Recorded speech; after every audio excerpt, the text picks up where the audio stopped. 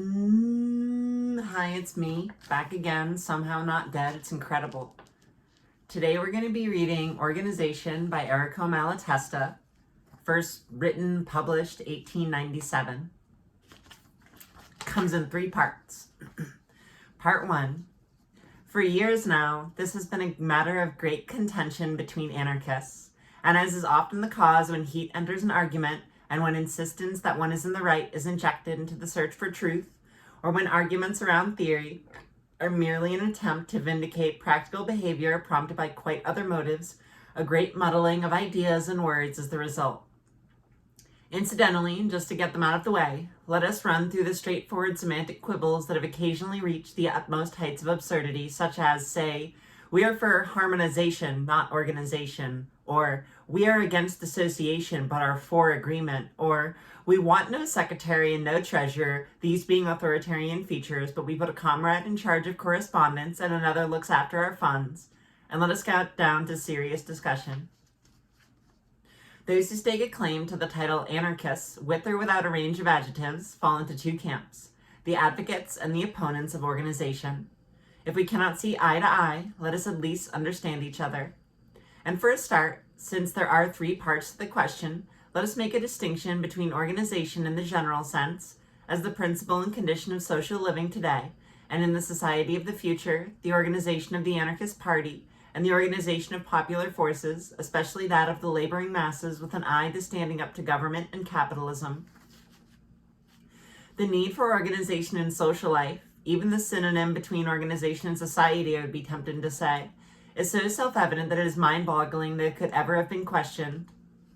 In order to appreciate this, we need to remember what the specific characteristic calling of the anarchist movement is, and how men and parties are liable to become consumed by the issue that most directly affects them, forgetting all related issues, paying greater heed to form than to substance, and finally, viewing matters from one angle only, and thereby losing any proper grasp upon reality. The anarchist movement began life as a backlash against the spirit of authority that prevails in civil society, as well as in all parties and workers' organizations, and has been gradually swollen by all of the revolts promoted against authoritarian and centralizing trends. It is therefore only natural that many anarchists were just about mesmerized by this fight against authority, and that believing, having had an authoritarian education, that authority is the soul of social organization, combated and repudiated the latter as a means of combating the former. And in truth, the mesmerism has gone so far that it has them supporting some things that truly defy belief. Cooperation and agreement of any sort were rejected, the argument being that association was the very antithesis of anarchy. The case was made that in the absence of accords, of reciprocal obligations, everything would fall spontaneously into place, if each person was to do whatever crossed his mind without troubling to find out what his neighbor was doing. That anarchy means every man should be sufficient unto himself and do for himself in everything without trade-off or pooled effort. That the railways would operate very well without organization. Indeed, that this was already happening over yonder in England, ! In parentheses. That the postal service was not necessary, and that anyone in Paris wanting to write a letter to Petersburg could take it there himself, and so on and so on. But this is gibberish, you may say, and hardly deserving of mention. Yes, but this sort of gibberish has been uttered, printed, and circulated and accepted by much of the public as an authentic articulation of anarchist thinking, and still provides ammunition for our bourgeois and non-bourgeois adversaries in search of an easy victory over us. Then again, such gibberish is not without its value, insofar it is the logical outworking of certain premises, and may serve as the acid test of the truthfulness or otherwise of those premises. A few individuals of limited intellect, but endowed with mightily logical turns of mind, once they have embraced some premises, draw every last consequence that flows from them, and, if logic so dictates, can blithely arrive at the greatest nonsense and negate the most self-evident facts without flinching. There are others as well, better educated and more open-minded, who can always come up with some way of arriving at a pretty reasonable conclusions, even should they have to ride roughshod over logic, and in the case of the latter, theoretical errors have little or no influence upon their actual behavior. But all in all, and until such time as certain fundamental errors are shunned, there is still the threat of the die-hard syllogizers and of our having to start all over again. The fundamental error of the anarchists opposed to organization is to believe that organization is impossible without authority, and once that hypothesis has been accepted, they would rather give up any organization than accept a modicum of authority. Now, that organization, meaning association for a specific purpose and adopting the forms and means required in order to achieve that purpose, is a fundamental prerequisite of living in society, strikes us as self-evident. The isolated man cannot live even the life of a brute, other than in the tropics and when the population is exceedingly sparse. He cannot even feed himself, and remains, without exception, incapable of achieving a standard of living any better than the beasts. Obliged, therefore, to combine forces with other people, and actually finding himself united with them as a result of the prior evolution of the species, he must either defy the will of others, be a slave, or impose his will on others, be an authority figure, or live in fraternal agreement with others for the sake of the greater good of all, be a partner. None can escape this need, and the most extravagant anti-organizers are not only subject to the overall organization of society in which they live, but even in the purposeful acts of their own lives and in their wrangles with organization, they come together and share the tasks and organize together with those of like mind and employ the means that society places at their disposal, provided, of course, that these are things genuinely wanted and enacted rather than just vague platonic aspirations and dreams dreamt. Anarchy signifies society organized without authority, authority being understood as the ability to impose one's own wishes and not the inescapable and beneficial practice whereby the person who best understands and is most knowledgeable about the doing of something finds it easier to have his opinion heeded and, in that specific instance, serves as a guide for those less capable. As we see it, authority is not only not a prerequisite of social organization, but far from fostering it, is a parasite upon it, hindering its evolution and siphoning off its advantages for the special benefit of one given class that exploits and oppresses the rest. As long as a harmony of interests exists within a community, as long as no one is inclined or equipped to exploit others, there is no trace of authority. Once internal strife comes along and the community is broken down into winners and losers, then authority arises, being naturally vested in the stronger and helping to confirm, perpetuate, and magnify their victory.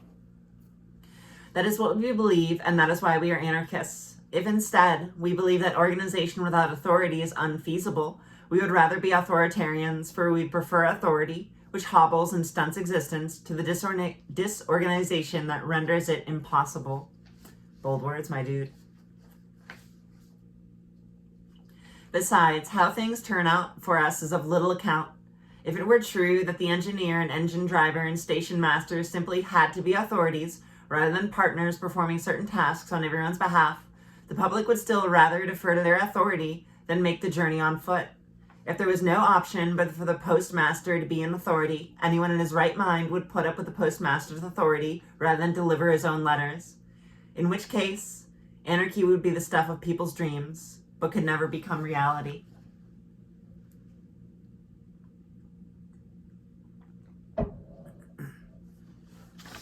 I think you basically see that now.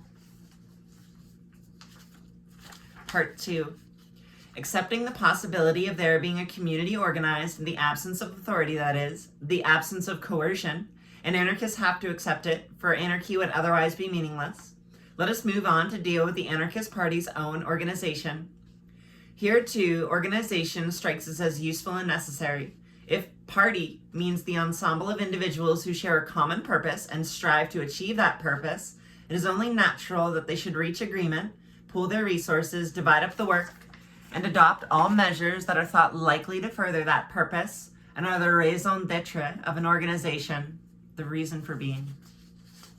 Staying isolated with each individual acting or seeking to act on his own without entering into agreement with others, without making preparations, without marshalling the flabby strength of singletons into a mighty coalition, is tantamount to condemning oneself to impotence, to squandering one's own energies on trivial, ineffective acts, and very quickly losing belief in one's purpose and lapsing into utter inaction.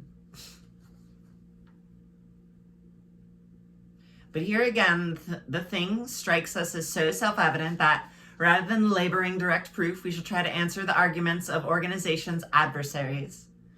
Pride of place goes to the, so to speak, preemptive objection. What is this talk of a party, they say? We're no party, we have no program. A paradox that is meant to indicate that ideas move on and are forever changing, and that they refuse to accept any fixed program that might be fine for today, but that will assuredly be obsolete tomorrow. That would be perfectly fair if we were talking about academics questing after truth without a care for the practical implications. A mathematician, a chemist, a psychologist, or a sociologist can claim not to have a program or to have none beyond the search for truth. They are out to discover, not to do something. But anarchy and socialism are not sciences. They are purposes, projects that anarchists and socialists mean to implement, and that therefore have to be formulated as specific programs. The science and art of construction advance day by day, but an engineer wishing to build, or indeed merely to demolish something, has to draw up his plans, assemble his equipment, and operate as if science and art had ground to a halt at the point at which he found them when he embarked upon his task. It may very well be the case that he can find a use for new advances made in the course of the project without giving up the core of his plan, and it may equally be that fresh discoveries made and new resources devised by the industry are such as to open his eyes to the need to drop everything and start all over again. But in starting over again, he will need to draw up a new plan based on what he knows and possesses at that point, and he is not able to devise and set about implementing some amorphous construction with tools not to hand, just because sometime in the future, science might just come up with better forms and industry supply better tools. By anarchist party, we mean the ensemble of those who are out to help make anarchy a reality, and who therefore need to set themselves a target to achieve and a path to follow. And we happily leave the lovers of absolute truth and unrelenting progress to their transcendental musings. Never subjecting their notions to the test of action, they finish up doing nothing and discovering less. I was very close to an individualist, insurrectionary anarchist. We were in love, even.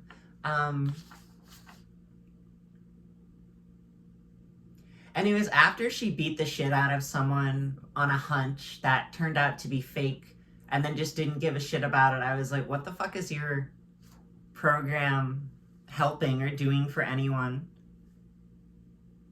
Pure selfishness.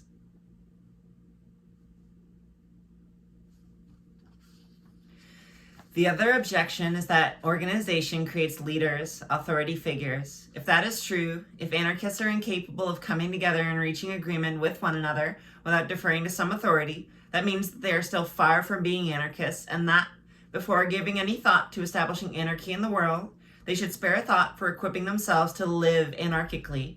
But the cure hardly lies in non-organization, but instead in expanding the consciousness of the individual members.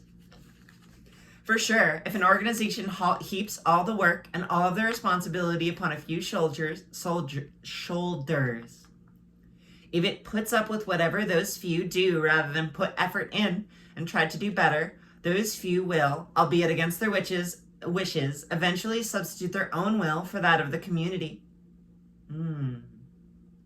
If the members of an organization, all of them, do not make it their business to think, to try to understand, to seek explanations for that which they do not understand, and to always bring their critical faculties to bear on everything and everyone, and instead leave it up to the few to do the thinking for all, then those few are going to be the leaders, the directing intelligences. But let us say it again, the cure does not lie in non-organization. On the contrary, in small societies and in large, apart from brute force, which is out of the question in our case, the source and justification of authority lie in social disorganization.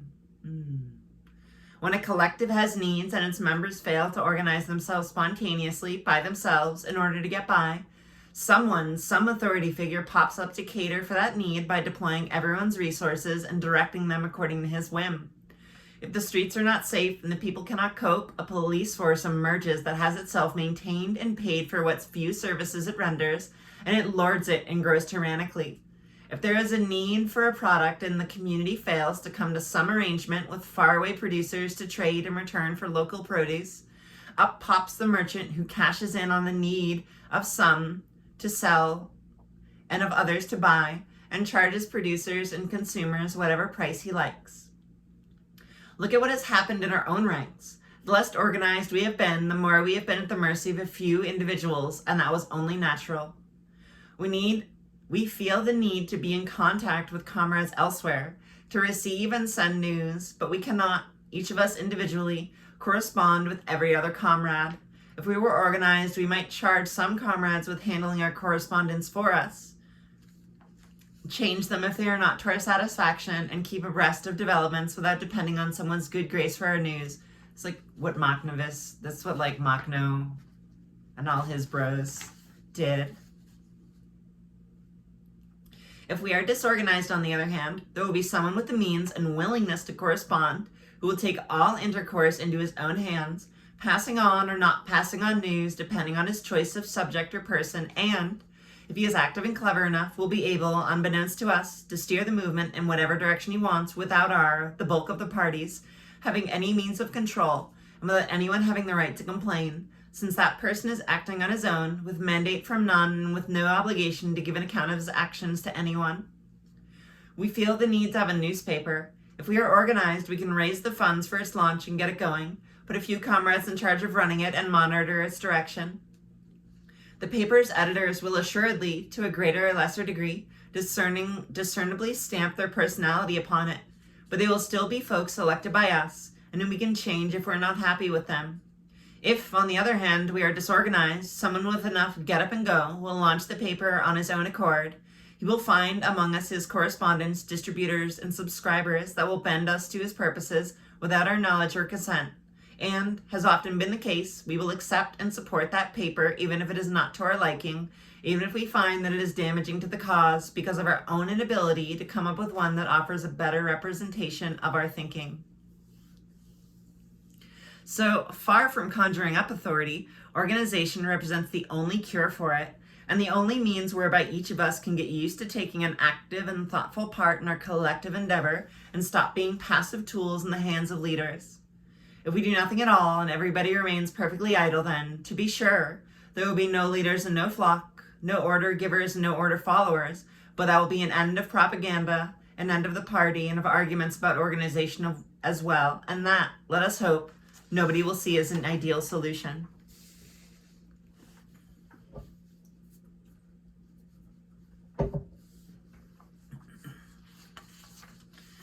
But an organization, they say, implies an obligation to coordinate one's own action with those of others, and thus infringes freedom and hobbles initiative. It seems to us that what actually snatches away freedom and renders enterprise impossible is the isolation that leaves one impotent. Freedom is not some abstract right, but the capability of doing something. This is as true in our own ranks as it is in society at large. It is in cooperation with his fellows that man finds the means of furthering his own activity and the power of his initiative. I don't know if he's going to voice this, but I feel like there's also like a lens of interpreting this relating to disability, like particularly in that like if someone without cooperation, oftentimes if you're disabled, there are certain things you like literally can't do, and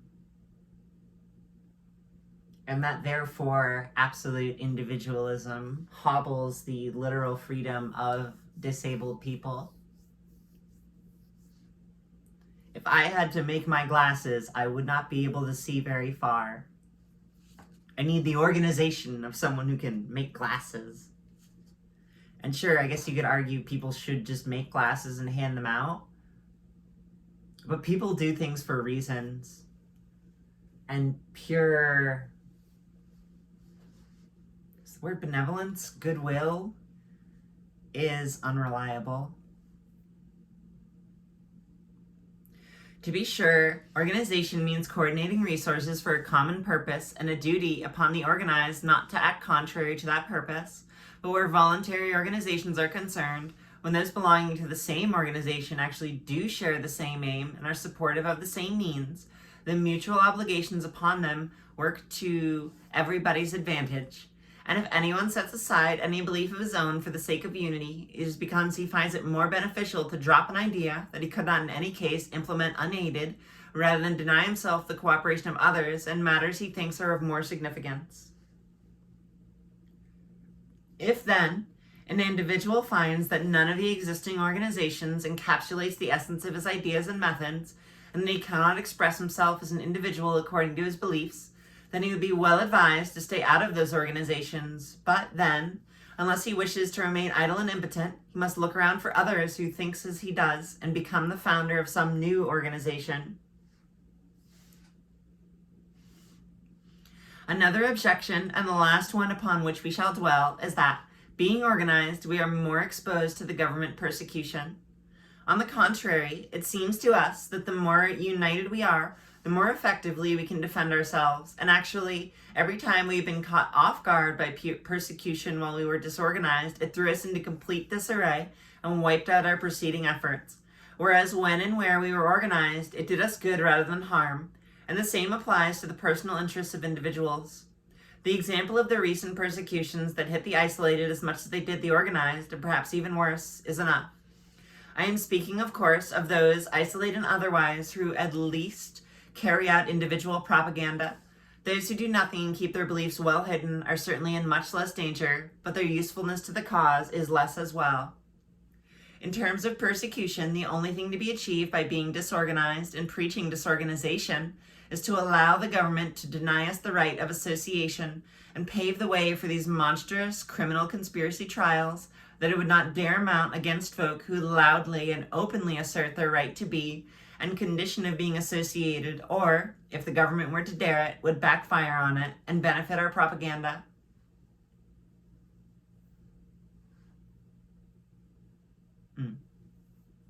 Because it is only natural for organization to take whatever form circumstances commend and impose, the important point is not so much formal organization as the inclination to organize.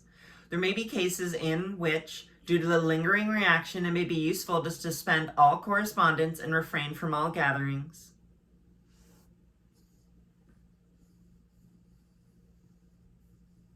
That will always be a setback, but if the will to be organized survives, if the spirit of association endures, if the previous period of coordinated activities that has widened one's personal circle, nurtured sound friendships, and conjured up a genuine commonality of ideas and actions among comrades, then the efforts of individuals, even isolated individuals, will have a contribution to make to the common purpose, and a means will soon be found of getting together again and repairing the damage done.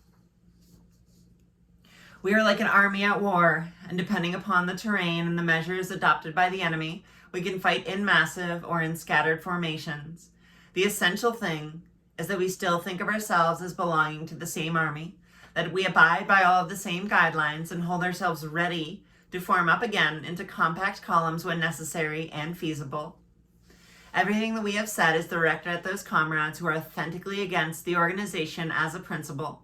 To those who resist organization only because they are reluctant to join or have been refused entry into a given organization, and because they are out of sympathy with the individuals belonging to that organization, we say, set up another organization of your own, along with those who see eye to eye with you. We should certainly love it if we could all see eye to eye and bring all of anarchism's forces together into one mighty phalanx. But we have no faith in the soundness of organizations built upon concessions and subterfuge, and where there is no real agreement and sympathy between the members. Better disunited than misunited. Let us see to it that everyone bands together with his friends, and that there are none who are isolated, and no efforts going to waste.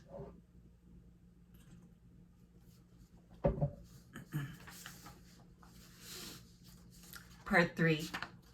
We still have to talk about the organization of the laboring masses for the purposes of standing up to the government and the bosses. We have stated it before. In the absence of organization, be it free or imposed, there can be no society. In the absence of considered, deliberate organization, there can be neither freedom nor guarantees that the interests of the component members of society will be respected. And anyone that fails to organize, fails to seek out the cooperation of others and volunteer his own cooperation on a reciprocal basis of fellowship, inescapably places himself in a condition of inferiority. and plays the part of a thoughtless cog in the machinery of society that others operate according to their whims and to their own advantage. The workers are exploited and oppressed because, being disorganized in everything having to do with safeguarding their own interests, they are compelled by hunger or brute force to comply with the wishes of the rulers for whose benefit society is presently being run, and must themselves supply the force, soldiers, and capital that helps hold them in subjection. Nor will they ever be able to emancipate themselves until such time as they look to unity for the moral, economic, and physical might needed to defeat the organized might of the oppressors. There have been some anarchists, and a few of them are still around, who, while conceding the need for organization in the society of the future and the need to get organized today for propaganda and action purposes, are hostile to all organizations that do not have anarchy as their immediate objective and that do not espouse anarchist methods. And some of them have remained apart from all workers' organizations designed to stand up to improve conditions in the current state of affairs, or have meddled in them with the express intention to disorganize them. While others have conceded that membership of existing resistance societies may be legitimate, but have looked upon attempts to organize new ones as bordering upon defection. To those comrades, it looked as if all the forces marshaled for a less than radically revolutionary purpose were forces siphoned away from the revolution. Our view, by contrast, is that their approach would doom the anarchist movement to perpetual sterility, and experience has already vindicated us only too well. Before one can carry out propaganda, one has to be in people's midst. And it is in the workers' associations that the working man encounters his fellows, and especially those most inclined to understand and embrace our ideas. But even if it were feasible to carry out as much propaganda as one might like outside of the associations, this would not have any better educated and better equipped for abstract thinking and theoretical fervor. The working man cannot arrive at anarchy in one fell swoop. For him to become a bona fide anarchist, rather than an anarchist in name only, he needs to start to be sensible of the fellowship that binds him to his comrades, to learn to cooperate with others in defense of shared interests and, battling the bosses and the boss-supporting government, to appreciate that bosses and governments are useless parasites, and that the workers could run the apparatus of society on their own. And having understood that, he is an anarchist, even though he may not use the title. Besides, the fostering of all manner of popular organizations is the logical consequence of our fundamental ideas and should therefore be part and parcel of our program. As an authoritarian party out to take power so as to impose its own ideas as an interest in the people remaining a formless mass, incapable of doing for itself and therefore easily dominated, and therefore, logically, it should want organization only to the extent and of the sort that suits its coming to power, electoral organization, if it looks to get there by lawful means, or military organization if, instead, it relies upon violent action. But we anarchists are not out to emancipate the people. We want to see the people emancipate themselves. We do not believe in blessings from on high imposed by force, the U.S. and the Middle East. We want to see a new social order emerge from within the people, and we want it to match the degree of development reached by men, and for it to be able to progress as men themselves make progress. So what matters to us is that every interest and every opinion encounters, in conscious organization, some scope for asserting itself and bringing its influence to bear upon a collective life in keeping with its importance. We have made it our task to combat the existing organization of society and clear away the obstacles hampering the advent of a new society wherein everyone is assured of freedom and well-being, to which end we have come together as a party and are out to become as many and as mighty as we possibly can. But if there is nothing organized other than our party, if the workers were to be left isolated like so many units, indifferent to one another and linked only by common bonds, if, besides being organized as a party, we were not organized alongside the workers in our capacities as workers ourselves, we would not be in a position to bring anything off, or at least would only be able to impose ourselves, in which case we would not have the triumph of anarchy, but our triumph. We might then very well call ourselves anarchists, but in actual fact we would be mere governors, and as incapable of doing good as any other governor is. Quote, revolution is often spoken of The belief being that the word represents the ironing out of every difficulty. But what should this revolution that we long for, and what could it be? Sorry, it's not a quote. Shitty ink on the paper. Established authorities toppled and property rights pronounced dead. Fine. A party could do as much, though that party would still rely, in addition to its own strength, upon the sympathy of the masses and on sufficient preparation of public opinion. Then what? The life of society accepts no interruptions. During the revolution or insurrection, whatever we want to call it. Did Pat the Bunny fucking quote this essay? The revolution or the insurrection or the collapse or whatever you want to call it ain't Santa Claus. In its immediate aftermath, people have to eat and clothe themselves and travel around and publish and treat the sick, etc. And these things do not do themselves. At present, the government and the capitalists have them done so as to extract profit from them. Once we are rid of the government and the capitalists, the workers are going to have to do them all for everybody's benefit. Otherwise, whether under those designations or something different, new governments and new capitalists will emerge.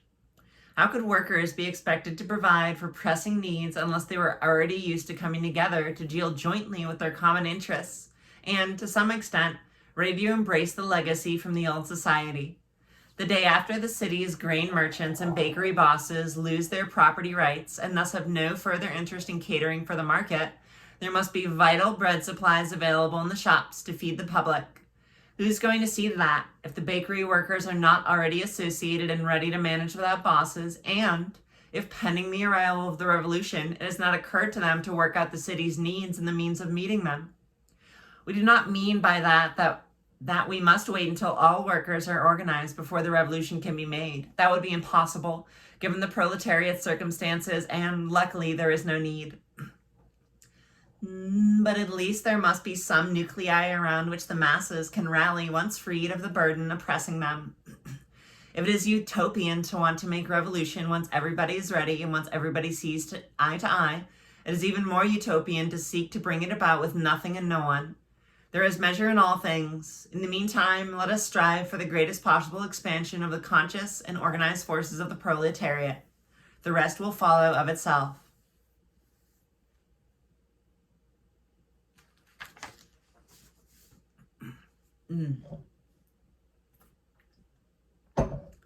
I think he makes some good points. Some interesting points in there.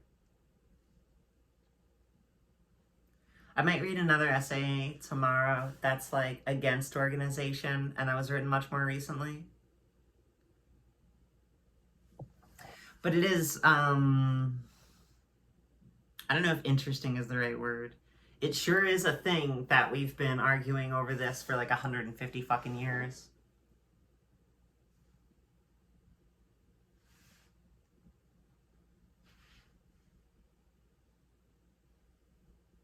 I don't have more thoughts. My brain is kind of down right now, so have a good one.